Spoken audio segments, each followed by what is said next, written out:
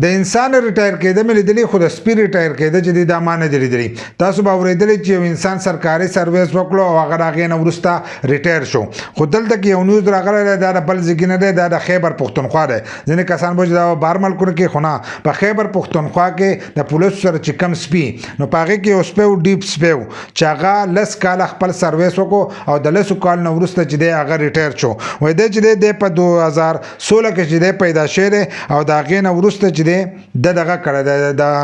د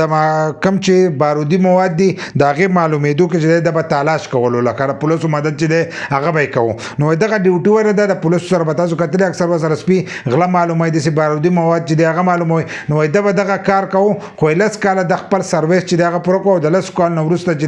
دی ریټایر شو نو دی چې ریټایر شو نو دی هغه ځای کې ته ویوړی شو کم ځای کې چې نور ریټایر کړي سپي وو نو د هغو خواته چې دی پرېښودی شو نو نور سپي چې دی هغه هم ریټایر شوي دي خو دا خبره چې دا ما په اولني ځل واورېده نو تاسو را سره خپل رایه شیر کړئ چې تاسو ته د دې نه مخکې پته وه چې یو سپی ډیوټي کوي او د هغې نه وروسته دی ریټایر کېږي نو دا خبره تاسو اورېدلې که نه ده